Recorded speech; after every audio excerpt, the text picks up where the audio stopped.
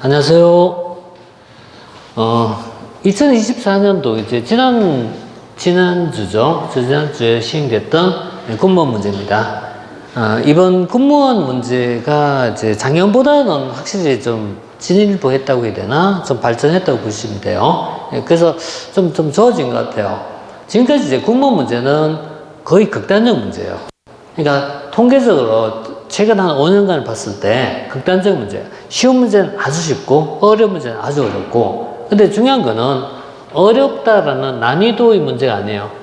난이도가 높은 문제가 포함되는 거는 모든 시험 공통적인 거예요. 그건 당연히 그럴 수밖에 없어요. 근데 난이도가 아니고 문제 자체의 완성도가 떨어진 문제가 그동안에 되게 많았거든요. 그래서 이 난이도보다는 완성도의 문제라고 보시면 돼요. 이게 떨어진 문제가 굉장히 많아갖고 매년 이제 출제 오류 또는 복수정답 또는 이의제기 이런 것이 굉장히 빈번했어요. 민원이 많았어요. 그런데 올해 문제는 이런 부분에서 상당히 좀 좋아졌다고 보여져요. 잘 만들었습니다. 그래서 작년보다 훨씬 좋아진 문제가 많았고, 그리고 그 중에는 좀 상당히 좀 난이도 높은 문제도 있었고 좀 좋은 문제도 많이 있었습니다. 그래서 이 공부하는 데는 좀 도움이 될 것 같습니다. 그러니까 올해 이제 이 군무원 문제는 부분적으로는 지방식 문제보다 더 좋다고 생각합니다. 다음에 이제 난이도 문제에서는 워낙 지난번 지방식 문제가 역대급 문제가 나왔기 때문에 이제 문제가 됐었던 건데 그거보다는 훨씬 좋다고 봐요. 그거보다는. 그래서 내용을 이제 풀어가면서 몇 가지는 우리 학습할 때 좀 참고해도 좋을 것 같습니다. 그러니까 여러분들이 군무원을 치든 치지 않든 최근 문제는 당연히 검토해 봐야 돼요. 그 과정에서 좋은 문제는 우리가 이제 받아들일 필요가 있습니다. 그래서 이 부분을 아주 상세히 우리가 지금 정리하기보다는 왜냐면 아직까지 여러분들이 지금 공부한 지 얼마 안 된 경우가 많기 때문에 이건 상세히 우리가 이제 이론적으로 하기보다는 이런 패턴이 나오게 되었다. 그래서 어떻게 공부해야 되겠다라는 거, 그리고 등급에 대한 어느 정도 분포도 같은 걸 좀 알려주는 그런 의미로 볼게요. 그래서 말하자면 공부를 위해서는 어떻게 할 것이냐 이런 의미에서 좀 접근하는 것이지, 이 문제에 대해서 답이 몇 번이다 이거는 큰 의미는 없다고 생각해요. 이렇게 보시고, 그 다음에 여기에 관련된 부분은 정답하고 포함돼서는 다시 한번 나눠줄게요. 나눠줄 테니까 이따가 어차피 왜냐면 이게 설명 듣고 한 번에 다 알면 좋지만은 그게 잘 안 되거든요. 그래서 그 부분은 뒤에 이제 해설지 나중에 좀 보도록 하세요. 보시면은 좀 이해하기 좋을 겁니다.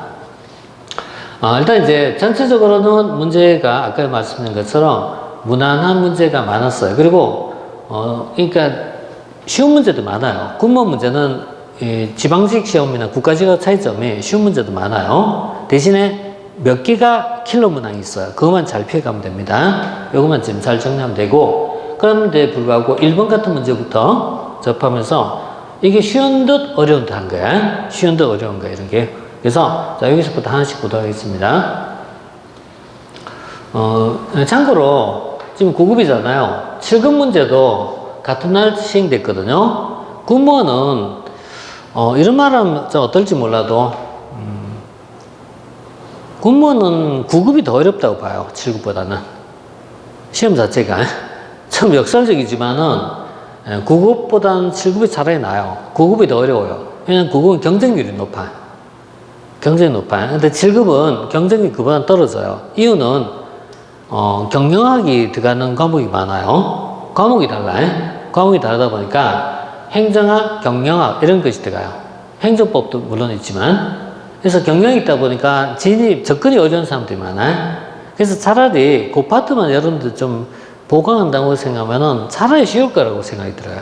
차라리 쉬울 거예요. 이게 쉬울 거 보는데 또 그걸 하려면 또 용기가 필요하죠. 용기가 필요한데 어쨌든 그런 것도 한번 생각해 볼 부분입니다. 적어도 7급은 경쟁률이 10대 1 그렇게 넘는 경우가 드물어요. 드물고, 반면에 이제 9급은 경쟁률이 아무리 쉽게 해도 많이 나옵니다. 이유는 딱 하나죠. 지방직 시험 치고 나서, 그 다음 남는 시간 또 더 공부해서 시험 치기 때문에 그런 것 뿐이에요, 이게. 그래서 그런 부분 때문에 나오기 때문에 약간 좀 차이가 있습니다.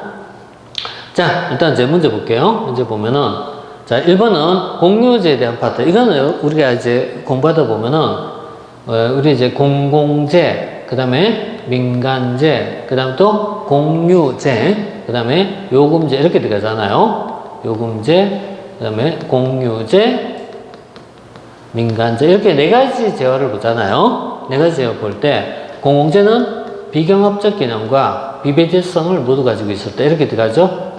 자, 이렇게 보고 있지만, 요금제나 공유제가 있어요. 공유제는 배제하지 못하죠. 근데 경합적 성격을 가지고 있고, 그 다음에 배제할 수는 없죠. 비배제성. 이걸 가지고 걸 공유제라고 부르죠. 그래서, 무임승차의 문제가 발생한다. 이런 문제거든요. 자, 이런 이제 무임승차의 문제가 발생할 수 있고, 뭐 이런 내용이 이제 쭉쭉 나와요. 그래서, 이 자원이 고갈될 수도 있고, 과잉 소비 문제가 발생할 수 있다라고 합니다. 이거 그냥 풀어 쓴 거예요. 그러니까, 쭉 하면 이거 다 해당되는 내용이거든요. 다 있는 내용입니다. 다 있는 내용이고. 다음에 이제 요 문제에서 1번 지문은 봐야 될 게, 1번은 국방과 치안 같은 걸 우리가 순수 공공재로 불러요. 순수 공공재. 순수 공공재인 거 맞아요. 그런데 도서관이나 국립공원 같은 거는 좀 성격이 다릅니다. 왜냐면은 도서관이 국립공원 같은 경우는 이거 공유제 맞아요. 공유제적 성격을 가지는데 내가 쓰면은 감수하기 때문에 공유제 경합적 성격을 떼요. 도서관 자리는 한정되어 있거든요. 무한하지 않거든요. 그래서 도서관 자리는 한정되어 있기 때문에 경합적 성격을 띠게 됩니다. 그래서 이건 경합적 성격을 좀 띠고요. 상대적으로 이건 더 옅어져요. 이건 좀 더 강하고 이건 좀 옅어져서 거의 뭐 공공재에 가까워집니다. 이거는. 그런데 국방과 치안은 완전 공공재가 되는 거기에. 그래서 이 틀린 거죠. 그래서 이거는 반은 맞고 반 틀렸다. 여기까지 맞고 원 틀렸다. 이런 얘기. 자, 그래서 자 1번이었습니다. 1번 이렇게 보시고 그 다음에 자 2번 볼게요. 자 2번 보면은 자 이거는 1편이죠. 1편 1장이 나옵니다. 1편 1장, 1편 2장이죠. 1편 2장에서 나오는 파트지만 자, 2번은 이제 조직구조에 대한 문제예요. 기계적, 유기적 구조라는 조직구조에 대한 문제입니다. 기계적, 유기적 구조는, 조직구조는 뒤쪽에서 역시 공부하셔야 돼요. 근데, 이제 행정학을 공부할 때 가장 쉬운 방법은 항상 뭐죠? 비교하는 개념을 정리하는 게 제일 쉬워요. 그러면은, 앞에서 봤던 문제는 뭐죠? 공공재와 민간재, 이런 식으로 비교하는 개념을 공부하면 되거든요. 이거는 어떻게 공부한다? 이거는 똑같이 있잖아요. 기계적 구조와 또 하나 뭐지? 유기적 구조라는 게 있어요.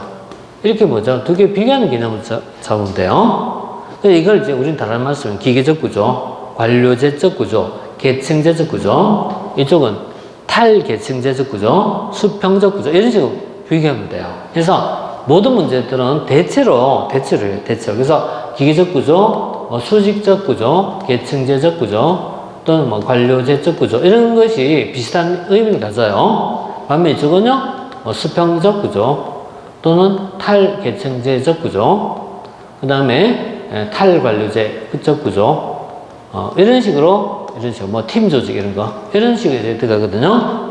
이렇게 대비된 개념이거든요. 자, 근데 이제 여러분들이 이제 한 바퀴 돌리는 학생들은 이 내용을 들어봤지만 처음 접하면은 내가 더 이상 설명해도 의미는 없어지거든요, 사실은. 그래서 이런 식으로 접근한다는 얘기입니다. 이런 식으로 접근한다는 얘기고.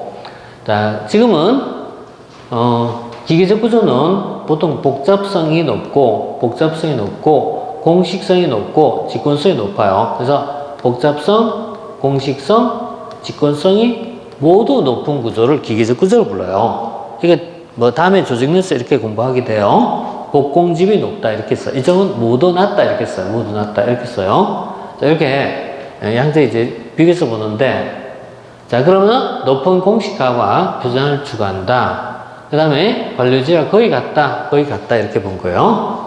그리고 얘는 주로 어떤 상황에서 나온다? 우리 상황이 늘 나와요. 상황적 요소가 나오는데, 상황적 요소가 안정된 상황인지, 유동적 상황인지 이렇게 되는 거예요. 이게 얘는 주로 어때요? 안정된 상황 속에서 이렇게 되는 거예요. 안정된. 이쪽은요? 어떤 상황 속에서?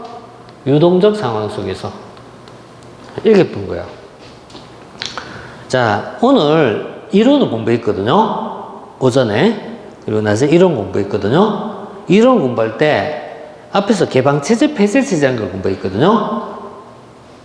이런 게 여기까지 계속 영향을 미치는 겁니다. 그러니까 50년대의 또는 60년대의 이전의 이론들은 대부분 다 어때요?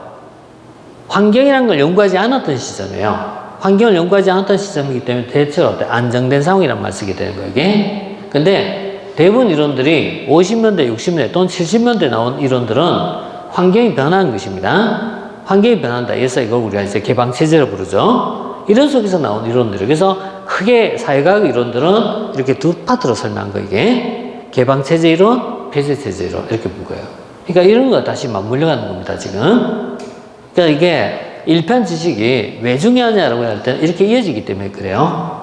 물론 내가 지금 설명한 방법 1편을 붙여서 설명하기 때문에 그런 거고, 실제 조직론에서 공부할 때 이렇게 얘기 안 하고 그냥 바로 지나갑니다. 바로 지나가겠지만 이렇게 보시면 돼요. 그래서 이 3번 같은 경우 어디서 나올까요? 유기적 구조인가요? 유기적 구조. 그러니까 3번 같은 경우는 유기적 구조의 특징이라고 보시면 돼요. 자, 이렇게 이제 보시면 되겠고, 자, 3번입니다. 자, 그 다음에 이제 다음 문제 볼까요? 자, 그 다음 문제 보면은, 무의사결정이죠. 무의사결정인데, 이 무의사결정은, 비비란 사람이 있어, 비비. 바라츠와 바흐라흐라는 사람이 얘기하기를, 권력의 두 얼굴이라는 게 있어요. 권력의 두 얼굴이라는 말 쓰는데, 권력의 두 얼굴에서 소위 어두운 면을 설명한 것을 무의사결정이라고 하거든요. 그래서, 이 권력의 두 얼굴 중에서 어두운 면을 무의사결정이라고 불러요. 근데 얘는 그냥 답 2번입니다. 2번입니다. 근데 2번입니다. 이렇게 얘기하면요, 그냥 끝납니다. 왜 그러냐면은 이 형태의 지문이 기출문제에서 최소한 3번 이상 나왔던 문제예요. 그러니까 기출문제에서 반복서 나온 거예요. 우리가 공부할 때 가장 먼저 공부한 게 기출문제거든요. 그럼 기출문제도 한 번 나왔다. 그 별로 의미가 없어요. 2번 나왔다. 그냥 나온 건데 3번 이상 나왔다면 어때요? 빈출이라고 할 수 있겠죠. 그죠? 이런 지문은 이미 여러 번 나왔던 거예요. 그러니까 이런 거는 전형적 문제이기 때문에 특별한 설명이 필요가 없습니다. 그래서 무의사결정이라는 거는 엘리트가 자신들의 이익을 위해서 엘리트 자신들의 영향력을 유지하기 위해서 자신에게 불리한 사항을 봉쇄하는 것입니다. 그래서 엘리트가 자신에게 불리한 사항을 봉쇄하는데 그것은 엘리트가 관심을 가지고 지켜보기 때문에 그래요. 그래서 관심도 있고 능력도 있습니다. 엘리트는 뭘 가지고 있다? 관심도 가지고 있고 또 능력도 가지고 있다라고 봅니다. 그래서 이제 당연히 틀린 거라고 얘기한 거고, 엘리트가 뭐라고 했죠? 근데 오늘 이제 공익을 공부하면서 엘리트 개념을 얘기했잖아요. 그죠? 엘리트란 소수의 지배층이라고 불렀죠. 그러니까 기득권자가 된 거예요, 엘리트. 엘리트란 말은 기득권자야. 지배층, 기득권자. 지배층을 얘기합니다. 자, 이런 내용들이 이제 포함되어 갔고요. 자, 3번은 2번입니다. 2번 이렇게 보고, 그 다음 4번은 이제 공공재의 적정 공급 규모에 대한 파트예요. 자, 이 부분이 그럼 기본서를 공부하면 나와 있어요. 기본서 보시면은 어디냐면 공공재이론 찾으세요. 기본서에는 공공재이론 찾으면 나오거든요. 그 공공재이론에 보면은 이런 내용이 쭉 여러 개가 있어요. 거기 보면은 과다 공급설과 과소 공급설이라고 있어요. 과소 공급설 파트가 있는데 니스카넨 이론부터 나와요. 니스카넨은 예산 극대화한다 이렇게 얘기합니다. 파키스는 공무원 수는 증가한다 이걸 얘기했던 사람이에요. 둘 다 과다 공급설에게. 그래서 둘 다 팽창한다 이걸 얘기한 파트예요. 자, 이게 둘 다 팽창한다 이렇게 했던 거고, 그 다음 버머울이라는 사람이 병리라는 게 있어요. 버머울이 병리라고 부르는데, 근데 사실은 이 문제가 1번, 2번은 지금까지 여타 시험에서 많이 나왔어요. 근데 3번, 4번은 거의 처음 나온 문제에 가까운 거, 이게. 이 문제가 요건 난이도가 조금 높다는 얘기예요, 이게. 조금 높다. 그러니까 이게 4번 같은 거는 지금까지 잘 출제되지 않았던 영역에서 그점 끄집은 거, 이게. 그래서 이러면서 이게 이제 난이도가 상급이라고 보시면 돼요. 다만 이제 1번, 2번은 내용을 안다는 기초가 잡혔으면 이건 빼당할 수가 있어요. 빼당할 수 있어요. 그러면 결국 3번, 4번 중에 하나가 확률 50% 문제가 되는 겁니다. 자, 버머울은 정부의 특성을 얘기할 때 정부가 하는 업무는 노동지박적 성격이 강하다 이렇게 얘기했던 사람이에요. 정부가 하는 업무는 노동지박적 성격이 강하다는 얘기예요. 노동지박적이란 말은 사람을 많이 쓴다는 얘기예요. 이게 자동화가 어려운 파트가 많아요. 자, 그래서 뭐 사회복지 공무원이 하거나 아니면 그죠? 도로 순찰을 하거나 이런 내용들은 사람을 쓰는 거예요, 기본적으로. 그래서 사기업보다, 경영보다, 민간보다 생산성이 높다, 낮다? 사람을 많이 쓰면 생산성이 어때요? 떨어질 수밖에 없다는 얘기예요. 생산성이 떨어질 수밖에 없다. 그럼 결국 어때요? 돈이 많이 들어간다, 이런 얘기가 되는 거예요, 결국. 그러니까 공공은 민간보다 뭐죠? 비용이 많이 들어갈 수밖에 없다는 걸 얘기한 겁니다, 이게. 그래서 노동지박적 성격을 띠고 있고, 그 결과 이 기술 진보가 약해요. 낮아요. 이게 낮아. 그러다 보니까 인건비로 인해서 많은 비용이 들어가게 됩니다. 그래서 이것이 과다 공급설 얘기하는 파트예요. 인력을 많이 사용한다 이런 얘기예요. 인력을 많이 쓰기 때문에 많은 인력이 필요하다 이런 의미입니다. 그래서 이게 과수가 아닌 과다가 되는 건데요. 이런 것이 있고 다운스 이론을 합리적 문제라고 부릅니다. 이런 것도 있습니다. 여러분 이제 이런 거는 나중에 아까 얘기했죠. 공공재 파트 찾으면은 심화로 돼 있어요. 심화 있는 내용이니까 한번 찾아보긴 하세요. 왜냐면 이렇게 찾아보면서 우리 이제 또 공부하는 거예요, 이게. 공부한 거예요. 그래서 시간은 많이 걸려도 사실 가장 좋은 방법은 지금까지 어떤 기출 문제를 한 1000문제 정도를 책을 찾아오면서 공부하는 게 제일 좋은 방법입니다. 자, 4번, 3번. 자, 5번은 이제 실적주의 지구 공문제에 관한 문제 중에서 조금 이제 이것도 약간 좀 어려울 수 있어요, 이것도. 그러니까 이거는 뭐 실적주의 지구 공문제라는 얘기를 좀 해야 되거든요. 이 내용을 좀 해야 되는데, 자, 이 실적주의라는 것이 있고요. 이게 뭐냐면 이런 거예요. 실적주의를 인사행정입니다. 인사행정 파트인데, 인사행정에서 실적주의가 있어요. 이 실적주의가 먼저 기본 베이스로 깔려야 돼요. 이 실적주의에다가 플러스해서 개방형 충원으로 이어진 경우가 있고, 개방형 충원이 아니라 폐쇄형 충원으로 이어진 경우가 있어요. 폐쇄형 충원은 이걸 직업공문제라고 불러요. 직업공문제가 있어요. 반면 이제 개방형을 하는 것을 미국 인사제도는 대체로 여기에 속해요. 미국의 공직은 개방형과 실적주의가 결합한 형태예요. 그래서 여기서 주로 나온 것으로서 이런 것이 뭐 직위분류제라든가 또 미국의 실적주의가 더 됩니다. 그래서 미국의 실적주의입니다. 그래서 이렇게 이제 이어지는 두 가지 토대가 있어요. 근데 어떤 경우나 간에 기본적으로 실적주의가 먼저 전제가 돼야 돼요. 그래서 실적주의가 적용된 상태에서 그 다음에 지역구문제 이어질 수 있어요. 자, 실적주의를 개방형 충원과 동시시하면 지역구문제 확립이 어렵다 이렇게 쓴 거예요, 이게. 자, 지역구문제는 개방형이 아니고 뭘로 가야 된다? 폐쇄형으로 가야 되는 거야. 폐쇄형. 그래서 그럼 이건 맞는 표현인 거예요. 개방형 가면 안 된다는 거기 때문에 폐쇄형으로 가면 되는데 개방형 가면 안 된다라고 하기 때문에 맞는 표현이고요. 그 다음 2번 지역권 문제는 실적주의 확립 요건. 문장이 이렇게 써야 돼요. 실적주의는 지역권 문제의 확립 요건이 된다. 이런 식으로. 그러니까 이 문장 있잖아요. 요 글자나 바꿔서 봐야 돼요. 그래서 지역권 문제의 확립을 하기 위해서는 실적주의가 먼저 들어와야 된다. 이런 거예요. 실적주의 바탕으로 들어온다라는 거 봐요. 그래서 이건 이제 이렇게 실적주의는 지역권 문제의 확립 요건 이렇게 봐요. 이렇게 볼 수 있고. 자, 그 다음에 구단은 맞아요. 이건 맞아. 이건 맞고 앞에가 틀렸습니다.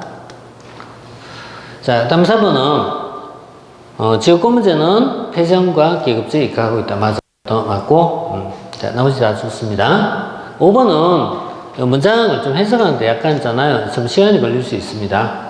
그래서 이거는 모르면은 시간을 빼먹는 문제예요. 시간을. 그러니까 타임 킬러예요. 타임 킬러. 자, 6번은 규제에 대한 문제입니다. 6번은 규제에 대한 문제인데, 자, 이거는 이제 여러분들 풀 수 있겠습니까? 네, 이거는 공부했던 겁니다. 공부했던 건 이제 풀 수 있어야 됩니다. 규제는 두 가지가 있어요. 포지티브 규제가 있고, 네거티브가 있어. 포지티브와 네거티브 이제 차이점은, 포지티브는 원칙적으로는 어때요? 안 돼. 다만 예외적으로 돼 라고 얘기한 거고, 네거티브 규제는 반대로, 네거티브는 원칙은 허용하지만 예외적으로는 안 돼 이렇게 얘기한 거죠. 그래서 대체로 이쪽 갈수록 자율성이 높다 이렇게 얘기한 거예요. 자율성이 높다. 자, 이건 이제 봤던 겁니다. 자, 그러면은 1번은 포지티브 원칙적 허용, 예외적으로 금지 이렇게 돼 있잖아요. 이건 네거티브가 되잖아요. 이게 풀 수 있는 문제로 얘기한 거예요, 이게. 예. 그래서 뭐 4번은 풀 수 있는 문제고, 그 다음에 이건 개념이에요. 경쟁적 규제 개념이야. 경쟁적 규제는 권리를 경쟁자 중에서 선택하는 거예요. 선택한 거. 경쟁적 규제. 그 다음에 보호적 규제는 일반 국민을 보호한 것입니다. 맞죠? 그리고 정부 규제에 대한 민간인 수능 비용을 규제에 의한 조세 또는 숨겨진 조세라고 부른다. 이렇게 부르기도 하는데, 뭐 이런 내용들은 이건 처음 보는 지문일 거예요, 이게. 3번 처음 보는 지문이니까 그냥 유추해서 봐야 돼요. 뭐 우리가 모든 문장 다 알 수는 없으니까. 그래서 정부에 대한 규제가 있을 때, 그럼 규제가 있다면 민간은 어때요? 수능도 해야 돼. 왜냐면 정부에서 뭐 예를 들어서 뭐뭐 해라, 보완해라, 예를 들어 안전시설을 갖추라 이렇게 했어. 규제야. 안전시설 갖추라. 그럼 해야 되는 거 이게. 해야 돼. 해야 되면 어떻게 돼? 돈 들어가. 그래서 규제에 의한 조세로 부르기도 한단 말이에요. 자, 뭐 예를 들어서 있잖아요. 우리 학원이 있는데 옆에서 학원에서 시끄럽다, 소음 차단 시설을 해라 이라고 요구를 했어. 그럼 학원에서 만약에 법이 통과돼 갖고 규제가 시행됐어. 그럼 학원 입장은 어때요? 소음 차폐 시설도 설치해야 됩니다. 그럼 돈 들어가잖아, 그죠? 그런 거 이게. 그래서 규제는 숨겨진 조세다 이렇게 부르는 사람도 있다는 얘기지. 네, 규제란 말은 결국 돈 드는 일이에요, 한마디로 얘기하면은.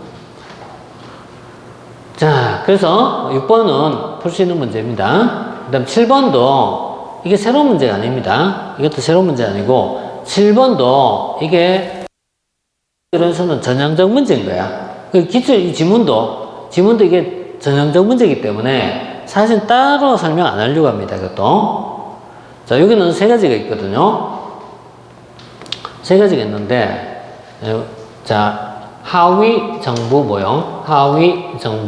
이걸 다른 말로 처리 삼각. 그 다음에 두 번째 정책 공동체. 그 다음 세 번째 이슈 네트워크 있어. 이슈 네트워크. 이렇게 세 가지가 있거든요.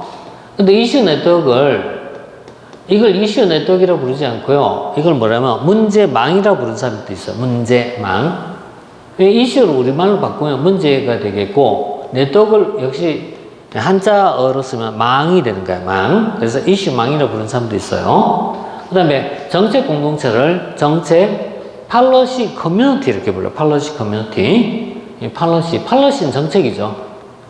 그리고 커뮤니티를 공동체로 부르죠. 커뮤니티. 근데 가끔씩 이걸 한글로 커뮤니티 이렇게 또 쓴 사람도 있어요. 참 영어 혼용도 좋긴 한데 너무 혼용을 안 해갖고 또 이렇게 쓰기도 해요. 물론 이 표현들은 지금까지 기출문제에서 다 반영이 됐던 문제예요. 다 반영이 돼서 계속적으로 나왔던 문제예요. 다만 이 표현을 처음 들으면 어때요? 못 푸는 거야, 그냥. 그러니까 용어 자체 알아야 되거든요. 이걸 문제망은 이슈 네트워크를 얘기합니다. 그래서 이슈 네트워크. 이게 결국 오른쪽으로서 개방적이라는 얘기예요. 개방적, 유동적, 좌측으로 갈수록 폐쇄적, 안정적, 뭐 이런 특성을 가집니다. 자, 이렇게 이제 볼게요. 자, 이렇게 볼게요. 그래서, 이쪽 갈수록 제한적이고, 이쪽 갈수록 범위가 넓어져요. 개방적이란 말은 범위가 넓다, 이런 얘기예요. 범위가 넓다. 뭐, 이렇게 볼 수 있어요. 자, 이렇게 보시면 되겠고, 뭐 이제 문제는 이거 뭐 특별하게 이것도 설명할 내용은 아닙니다. 그래서 우리가 보다시피 두 개 중 어느 것이 더 네거티브 포지티브다 이런 얘기예요. 그러니까 상대적으로 이쪽을 우리가 네거티브 썸이라고 부르고 이걸 포지티브 썸이라고 불러요. 포지티브 썸. 그래서 이쪽을 포지티브 썸. 이쪽 네거티브 썸 이렇게 표현합니다. 역시 여기서 전형적 표현입니다. 전형적 표현 이게. 그래서 협력적 네거티브 썸, 경쟁적 네거티브 썸, 협력적 포지티브 썸. 이슈 그 정점 위치 내가 바꿔서 그렇습니다. 바꿔서 그런 거고. 이거 어려운 거 아닙니다. 나중에 공부하면은 이건 아주 기본형입니다. 그래서 뒤쪽에 이거 뭐 두려워할 거 없습니다. 아주 쉬운 문제입니다. 아주 쉬운 문제. 여기까지는 아까 얘기했던 한 문제 정도 어렵게 나왔어요. 이렇게 받고 8번은 설명 안 할게요. 내가 본 중에는 공무원 시험 중에서 제일 쉽게 나온 것 같아요. 이거 우리 1편 공부할 때 했던 거 아닙니까? 행정, 경영 5가지 측면에서 유사점을 가지고 있다. 관료제적 성격, 수단성, 그죠? 그 다음에 그 다음에 관리기법, 그 다음 관료제적 성격, 관리기법의 적용성, 수단성, 봉사성, 그 다음에 협동적 집단행위, 이런 식이거든요. 이거 다 있는 내용입니다. 그래서, 법적 규제는 당연히 차이점이죠. 행정은 법적 규제가 강하고, 기업은 약하다, 이런 식으로. 3번. 자, 9번은 최고운영 기한입니다. 네, 이게 이제 이 문제가 출제하신 분이 문제를 내면서 옛날 문제를 그냥 딱 붙였어. 복사해서 붙였는데 요 뒤에는 새로운 문제를 만들고 요 앞에 걸 붙였어. 왜냐면 현재 공무원에서 계약직이라는 건 없거든요. 계약직이 현재 없거든. 임기제로 바뀐 지 오래됐습니다. 까마득하게 오래돼서 10년이 또 되된. 그래서 임기제로 바뀌었기 때문에 이게 이제 당연히 틀렸어요. 당연히 틀렸는데 근데 이런 표현을 시험에 출제할 이유가 없거든. 그래서 이건 옛날 문제를 카피한 거예요. 카피해서. 근데 다만 요 뒤에는 새로운 문제.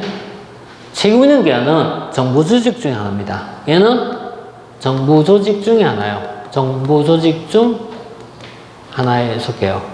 그러니까 정부 조직입니다. 정부 조직이기 때문에 신분은 공무원 맞아요. 그러니까 정부 조직 중 하나니까 공무원이. 그렇지만 법인격은 있다 없다? 법인격은 없다 이러니까 법인격 없다. 그래서 독립된 법인격이 없다. 공법인 틀렸어요. 공법이 틀렸고. 그래서 원래 아마 의도는 요거 하나만 틀리려고 했을 것 같아요. 의도는 요거 하나만 틀리려고 했던 것 같은데 근데 요 앞에도 틀린 지문이 됩니다. 자, 이렇게 보시고요. 그 다음 나머지 뭐 다. 자, 1번이었습니다. 1번. 그 다음 이제 10번 볼게요. 자, 10번은 이제 민츠버그 이론입니다. 민츠버그 이론인데요. 민츠버그는 아니다. 잠깐만.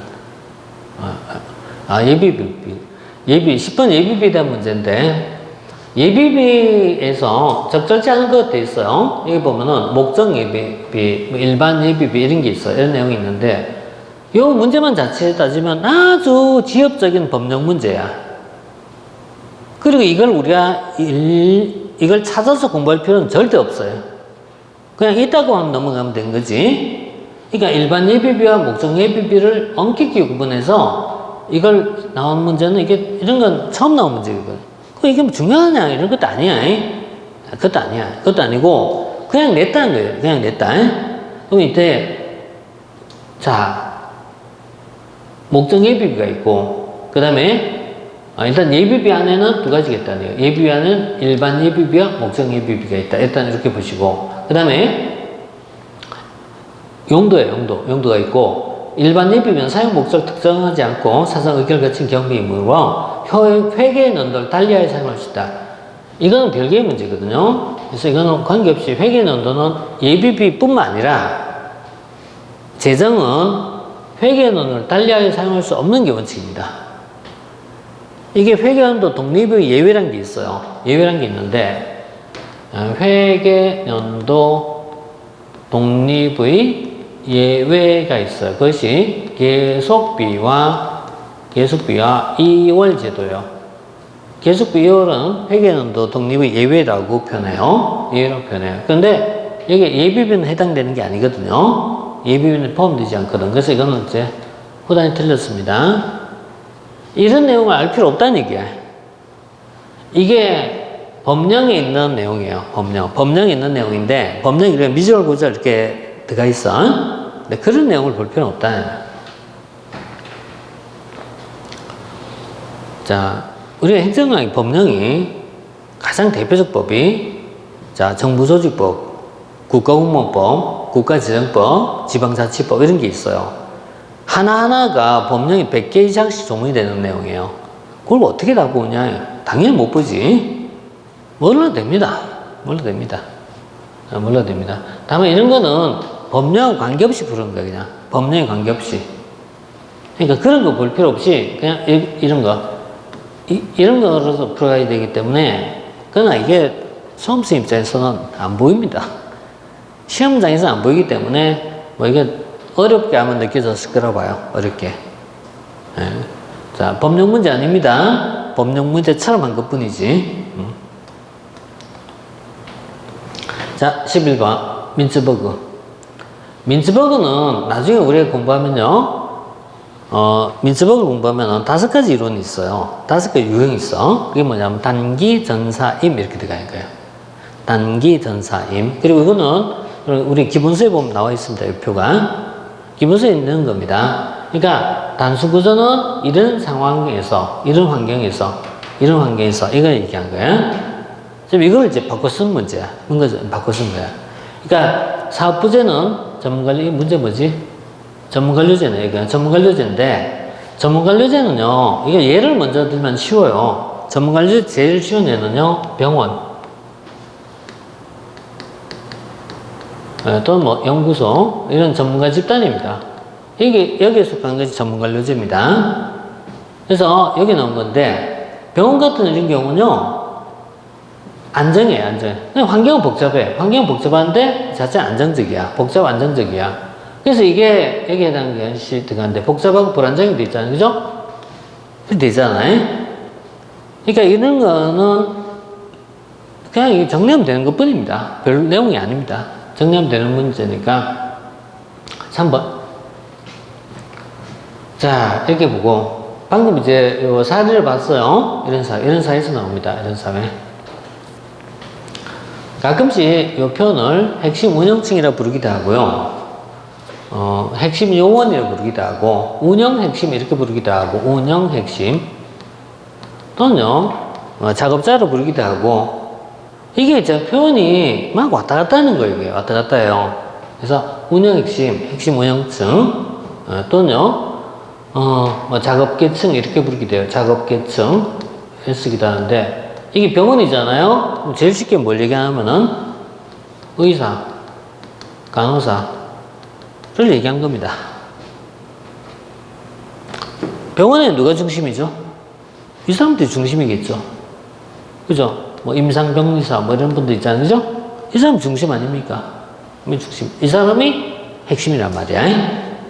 이걸 얘기해요. 자, 11번은 이런 정도니까 나중에 이 표를 있잖아요. 이해하도록 만든 겁니다. 이해하도록 나중에 공부한 겁니다. 이해하도록 공부한 거니까요. 나중에 이제 보도록 할게요. 자, 그 다음에 11번. 12번은, 자, 12번은 이제 공공선택 이론이죠. 적절치 않은 것입니다. 자, 12번 공공선택 이론은 적절하지 않은 거라고 되어 있는데, 이 공공선택 이론으로서 굉장히 여러 가지 이론이 있어요. 그 중에 중위투표자 정리라는 것도 있고, 티브가설이라는 것도 있고, 공공선택 이론도 있고, 그 다음 관청 형성이 있어요. 이 되어 있는데, 이 공공선택 이론 갈래가 굉장히 넓어요. 굉장히 넓어. 넓은데, 오늘 이론 공부하면서 이거 봤죠? 그죠? 오늘 제 기본 이론 공부하면서 봤죠? 덧립의 이론을 관청 형성이라고 불렀죠? 오늘 했던 거 기억나세요? 이렇게 얘기했잖아. 니스카넨을 비판하고 나왔단 말이야. 비판했단 말이야. 그러니까 덧립이라는 사람은 니스카넨을 비판하면서 관청 형성 모형이라는 말을 쓰게 되는데, 덧립 이론은 니스카넨이 얘기한 것처럼 정보가 팽창하는 것이 아니란 얘기야. 그죠? 그러니까 정부는 뭐 축소하고 준정부 조직이 증가한다 이렇게 얘기한 거예요. 자, 그래서 이게 정부를 줄여가는 것이에요. 그러니까 소속 조직을 집권하여 대규모 계속 조직을 개폐한 것이 아니라 오히려 축소해 간다. 줄여간다는 얘기예요. 줄여간다는 얘기예요. 그래서 줄여간다. 그래서 이 덧립이 관청 형성 모이거든요. 이렇게 보면 돼. 자, 이런 이제 덧립 이론은 공공선택 이론 중에 한 갈래입니다. 예, 그 중에 하나다. 자, 이렇게 이제 봤고. 자, 4번입니다. 4번. 나중에 해설 같이 보시면 돼요. 해설 보시면 되는데. 근데 해설 봐도 있잖아요. 굳이 이것까지도 우리가 뭐 열심히 공부해야 되냐, 이렇게 물으면은, 그럼 그것까지 어떻게 다 봐? 그래도, 그죠? 한번 스쳐 지나가도 봐야 돼요. 그래야 문제 풀 수 있어요. 문제라는 게 쉬운 문제도 나온 게 아니라 어려운 문제 나올 수 있거든요. 어려운 문제 우리가 그러면 수업 때 다 얘기하나? 그건 아니거든요. 그렇지만은 이렇게 쓱 스쳐가면서 있잖아. 한번 봤다면 어때요? 유추할 수 있는 방법이 있어요.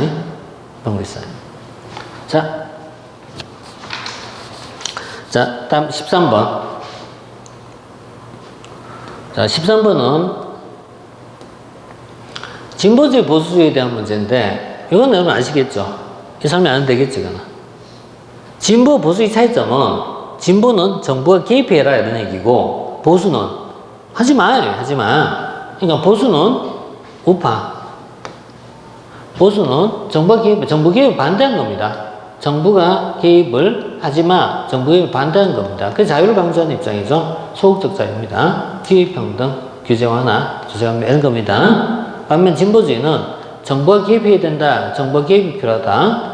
정부가 개입해야 된다. 그래서 소득 재분배, 규제 이런 겁니다. 이런 거. 이거 대비된 개념이에요. 그래서 이게 이제 두 개를 이제 비교하는 문제예요. 비교 문제인데 뭐 어려운 거 아닙니다. 이렇게 보시고.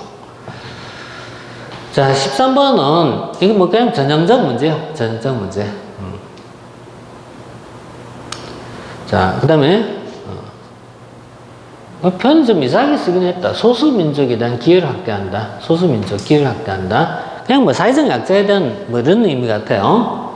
근데 왜 민족이었는지는 뭐 출자하신 분 마음이니까. 근데 소수민족 그렇다. 이상한데 어쨌든 뭐 풀 수 있는 문제야.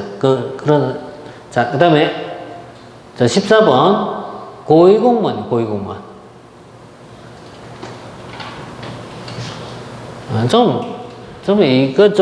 내가 좀 지적하고 하자면은, 이게 뭡니까, 이게? 1호에 이게 뭡니까? 문제를 뭐 이런 식으로 냅니까? 이게 뭐냐면, 법령에 있는 내용을 그냥 그대로 문제 냈잖아요? 법에는 이렇게 나온 거예요. 이게 국가공무원법에 2조 2항에 있어요. 국가공무원법 2조 2에 보면은, 자, 이렇게 돼 있잖아. 여기 보면은, 자, 고위공무원이란 이들을 얘기한다. 그래서 이들은 뭐냐면 중앙행정기관의 국장 및 상당 보좌기관, 그리고 직위중 제1호의 직위에 해당되는지 이렇게 돼 있잖아. 그죠? 이거 뭐가 돼 있어? 1호 돼 있잖아. 이거 그대로 여기 붙여놓은 거란 말이야. 너무 성의 없잖아. 그 1호로 쓰지 말고 이걸 써야 되잖아. 그래야 말이 되잖아. 1호로 쓰면 안 되고 요 내용을 여기다 써놔야 되잖아요. 그래야 말이 될 거 아니에요. 그래서 너무 좀 성의 없이 냈다. 좋은 문제도 있어요. 아까 좋은 문제도 있는데 이런 건 참 성의 없다는 얘기예요. 그러니까 이러면 안 된다는 얘기지, 그죠? 그러니까 행정각급의 직위 중에서, 그죠? 직위 중에서 어때요? 일로라고 쓰지 말고 이걸 넣어야지. 중앙행정기관 이렇게 써야지. 그럼 말 되죠. 자, 그래서 뭐 어쨌든 뭐 문제에서 뭐 답을 찾고자 하는 것인데, 우리나라에서는 고위공무원은 국가공무원이 있고 지방공무원은 없습니다. 그러니까 우리나라에서 고위공무원은 국가공무원에는 있어요. 국가공무원은 있어요. 그렇지만은 지방공무원은 고위공무원이 없어요. 없어. 이 문장에다가 집어넣은 거예요. 뭐야? 이렇게 넣은 거야. 이거는 지방공무원은 없다는 얘기예요. 없다.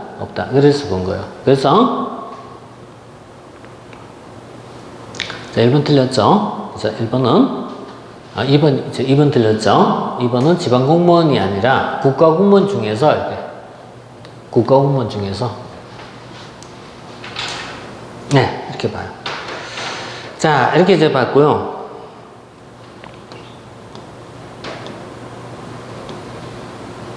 자, 그다음에 자, 15번. 자, 15번은 자치단체 연결고리 뭐 어쩌고 나와 있는데, 이게 뭐냐면은 현재 우리나라에서는 지방행정을 공부하면은 우리나라 자치단체 종류가 나와요. 이 자치단체 종류가 있는데, 이 자치단체 종류를 보면은 우리나라 원칙은 우리나라에서 2층제가 원칙이에요. 2층제가 원칙인데, 예외적으로 단층제를 실시한 것이 두 군데가만 딱 있단 말이에요. 딱 두 군데만 있단 말이에요. 그러니까 우리나라는 2층제 원칙이에요. 2층제란 말은 광역과 기초로 구성되어 있는 게 원칙이란 말이죠. 그래서 광역에 속한 것이 특별시, 광역시, 도. 이게 뭐예요? 광역이고, 기초에 속한 것은 자치구, 그 다음에 시, 군. 이걸 있잖아요. 기초에. 그러니까 오늘 이렇게 2층제 원칙이거든요. 2층제 원칙인데, 단층제가 딱 하나 두 개가 딱 있다는 거죠. 그게 바로 제주특별자치도와 세종특별자치시가 있어요. 그럼 제주와 세종은 이 밑에 기초자치단체가 없어요. 이게 없어. 밑에가 없어. 그래서 제주도에 가면은 서귀포시가 있어요. 제주도에 있는 서귀포시는 자치단체가 아닙니다. 그러니까 제주도는 서귀포시와 제주시가 있어요. 제주시. 이거는 자치단체가 아니야. 여기까지 자치단체이기 때문에 자치단체 아니야. 뭐 이런 걸 얘기해요. 이렇게 얘기하는데, 근데 이제 우리는 이제 단층제를 예외로 채택한다고 돼 있잖아요. 그죠? 그건 맞는 내용입니다. 하지만 그건 제주와 세종이 해당되지 강원도와 전북은 관계없다는 얘기예요. 그러면 강원특별자치도면 특별히 붙으니까 뭐 대단한 것이 보이는데, 그냥 강원자치도에 그냥 특별히 붙어서 대단한 것처럼 보이지만 별 내용 아니에요, 이게. 그래서 이게 특별한 말이 붙어 그렇지. 이 그냥 여기 속하면 여기 도입니다. 도인데 그냥 강원도와 전북은요 그냥 앞에 특별히 더 붙였을 뿐입니다. 자, 그래서 이건 이제 알 수 있는 문제입니다. 알 수 있는 문제. 자, 이렇게 이제 보시고요. 자, 여기까지 보시고, 그 다음에 또, 나머지, 계층 구조 이런 거 있는데, 이것도 나중에 우리가 지방행정을 공부한 시점이 되면 이런 거 다 알 수 있는 내용이 어려운 거 아니니까 알 수 있어. 그냥 이 틀만 잡아주면 됩니다. 틀만 잡아주면 되니까 이렇게 하시고. 자, 그 다음에 이제 16번부터 들어갈 차례인데, 잠깐 쉬었다 합시다.